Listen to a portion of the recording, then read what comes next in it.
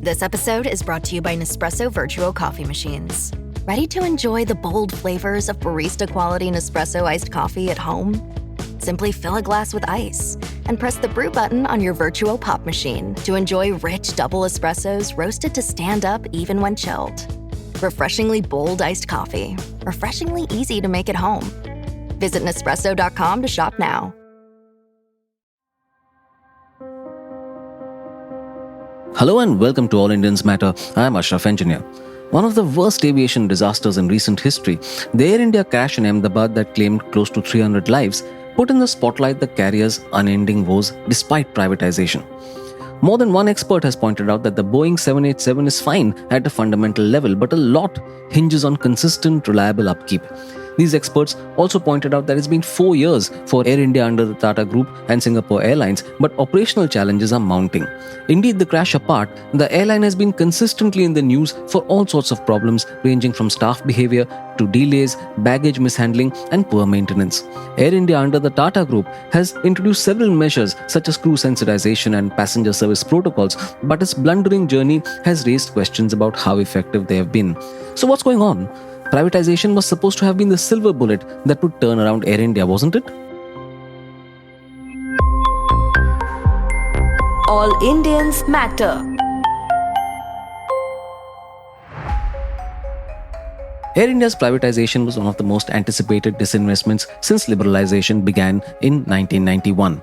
Years of mounting debt had made the airline a burden on government finances. So when it was sold to the Tatas in January 2022, it was a landmark move. The government sold its 100% stake in Air India and Air India Express and a 50% stake in ground handling company AI SATS to the Tatas for Rs 18,000 crore. Of this, Rs 15,000 crore was accounted for by the carrier's debt. So the Tatas eventually paid only Rs 2,700 crore in cash. At that time, Air India had piled on losses of Rs 85,000 crore, so the end of 69 years of government ownership was critical to the broader disinvestment strategy. Since then, Air India has been grappling with legacy inefficiencies. Its standards are patchy, with an aging fleet contributing to delays, cancellations, and maintenance issues.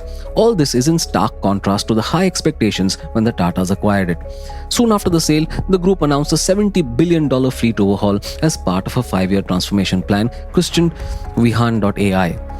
The CEO Campbell Wilson, an old Singapore Airlines hand, announced a recruitment drive of 9,000 employees and investments in IT and infrastructure.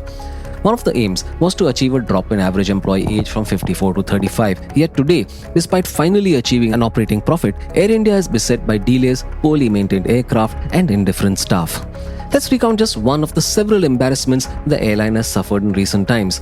In March, a flight from Chicago to Delhi returned after 5 hours in the air because 11 of its 12 lavatories became unusable. The airline blamed passengers for flushing down rags and plastic bags, but the incident also put into focus the substandard maintenance of the carrier's aircraft. Experts said the Air India experience is poor at virtually every customer touchpoint.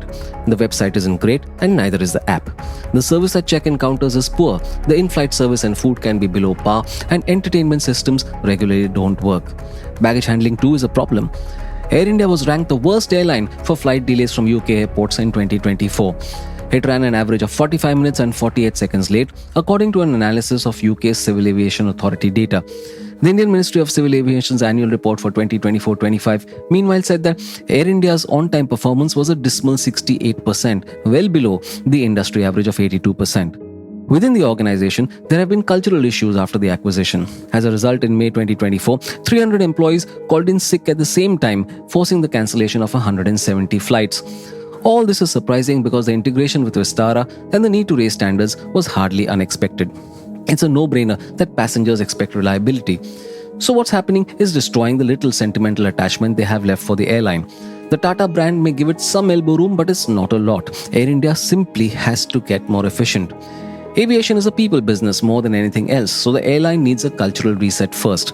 The employees that are now part of the Tata Group need to deliver excellence and professionalism, not something they were used to as government employees. Perhaps technology can play a role. AI-based applications for maintenance and scheduling would boost productivity. Enhanced training could improve service standards.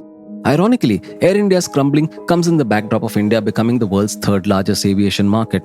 Prime Minister Narendra Modi has boasted of a golden chapter in Indian civil aviation that includes 240 million passengers annually, projected to double by 2030, and a tripling of cargo capacity from 3.5 million tons to 10 million tons. Modi added that Indian airports now have an annual capacity of 500 million passengers. All this, he said, was happening under the UDAN or UDAN program. UDAN is Ude Desh Ka Aam Nagrik, a regional airport development initiative that is central to the government's regional connectivity scheme. However, of the 619 UDAN routes launched, only 323 remain active. 114 were discontinued within 3 years. Many costly regional airports are underutilized, so it's poor policy and planning all around. Meanwhile, rising aviation turbine fuel costs and a weak rupee are raising aircraft lease and operational expenses. Airports too are increasing user charges. So Air India is dealing with a lot more than its own problems. It is dealing with them in an ecosystem that is less than optimal. This makes the return to a trusted airline brand that much tougher. Everyone, passengers, the wider aviation market, the government is watching.